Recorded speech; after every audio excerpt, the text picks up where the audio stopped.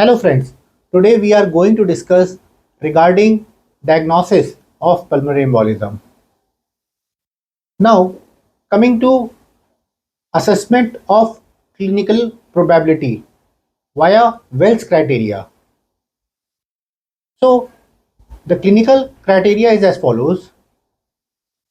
We give 3 points if any one of the following is present. That is evidence of DVT, or if there is high chances of pulmonary embolism more than any other diagnosis. We give 1.5 point if any one of the following is present. That is heart rate more than 100 beats per minute, previous DVT or pulmonary embolism, or history of immobilization or surgery. We give 1 point if any of the following is present. That is hemoptysis or malignancy. So how do we interpret it? It can be interpreted as follows. High clinical probability. When the score is more than 6. Moderate probability. When the score is between 2 to 5. And low probability. When the score is less than 2. Now we will discuss regarding D-dimer. D-dimer is a fibrin degradation product which is formed due to fibrinolysis of a blood clot. It indicates clot formation and clot breakdown in a body. Therefore, increased level indicates ongoing thrombosis in the form of pulmonary embolism, DVT, or disseminated intravascular coagulation. Now, D-dimer has a very high sensitivity, 95%, but low specificity. That means if D-dimer is negative, then it essentially rules out pulmonary embolism. Whereas if D-dimer is positive, then it does not confirm the diagnosis of pulmonary embolism, as elevated levels may also be found in certain other conditions. For example, infection, inflammation, trauma, surgery, pregnancy, or cancer. Now coming to its values. So if value is less than 500 ng per ml, it is considered normal. And if a value is more than 500 ng per ml, it is considered significant or positive. Now, how will we approach a patient who is suspected to have pulmonary embolism? So first we have to follow Wells criteria in order to assess clinical probability of patient.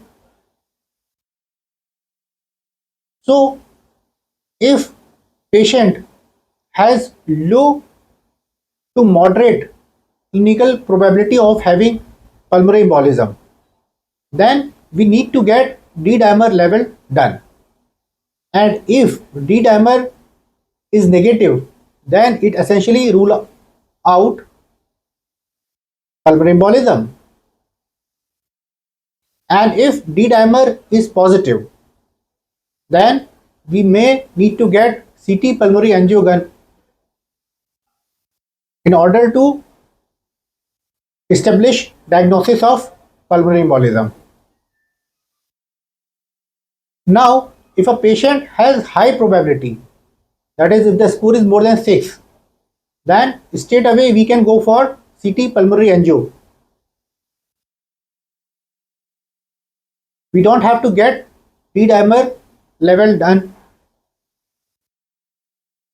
Now we will discuss the role of CT pulmonary angio in the diagnosis of pulmonary embolism.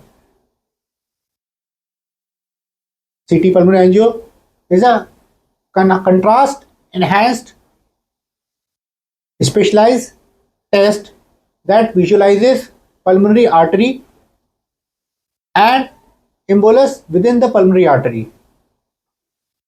So it is a gold standard test for the diagnosis of pulmonary embolism.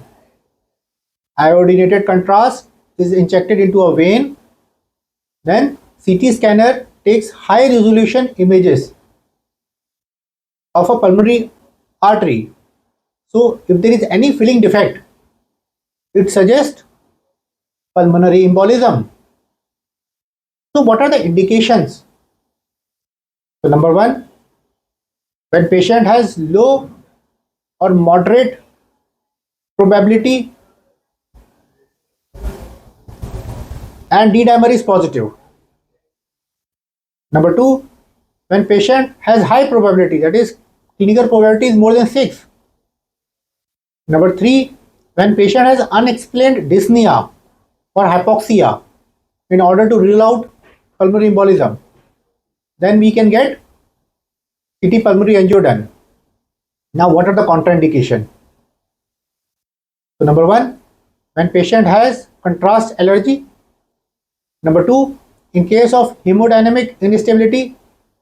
Number three, pregnancy. Number four, renal impairment. Now in such a scenario, we may opt for ventilation perfusion scan. Now we will go through the role of ventilation perfusion scan in the diagnosis of pulmonary embolism. It's a nuclear medicine test which is used to evaluate airflow, that is ventilation, and perfusion of blood in the lungs. If there is a mismatch, then it represents pulmonary embolism. Now coming to the role of chest X-ray in the diagnosis of pulmonary embolism. Chest X-ray is mainly used to exclude conditions that may resemble pulmonary embolism. For example, pneumonia, heart failure. Chest X-ray may be normal in 50% of the cases. There are certain important signs. First is oligemia, which is also called as Westerberg sign, which is basically reduced regional peripheral vascular markings. Second, Hampton's hump, which is wedge-shaped pleural opacity at the base of the lung, which is due to infarct. Third, Pallas sign, which is prominence of right descending pulmonary artery due to distension of pulmonary artery. Now we will go through ECG changes that are found in a patient with pulmonary embolism. So the most common is sinus tachycardia. It is due to sympathetic activation response to hypoxia. Then atrial fibrillation due to stretching of atrium. Third, right axis deviation. Then P pulmonale due to right atrial hypertrophy. Then RBBB, right bundle branch block, which may be complete or incomplete. It represents right ventricular pressure overload. And S1Q3 T3 pattern, T-wave inversion in V1 to V4, and ST segment depression in 2-3 AVF. These three changes represent right ventricular strain pattern. It is basically due to right ventricular strain. Now coming to the role of echocardiography in the diagnosis of pulmonary embolism. Echocardiography plays a very crucial role not only in diagnosis, but it also assists in help in deciding treatment. For example, we can differentiate between submassive and massive pulmonary embolism. We can decide whether we have to thrombolize patient or not. Because if along with RV dysfunction and RV dilatation, if patient has hypotension, then we need to thrombolize such patients. Whereas in patients who have some massive pulmonary embolism, where only RA and RV are dilated, but there is no shock, then we may not go for thrombolysis.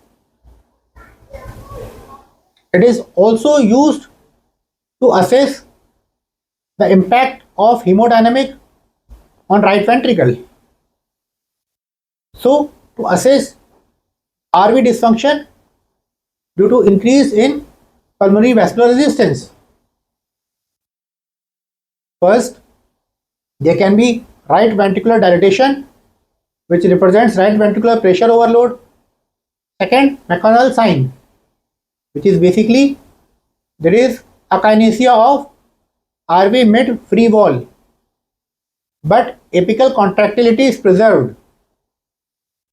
Third, dilatation of RA. Then patient may have tricuspid regurgitation, elevated pulmonary artery systolic pressure, and dilated IVC with loss of respiratory variation.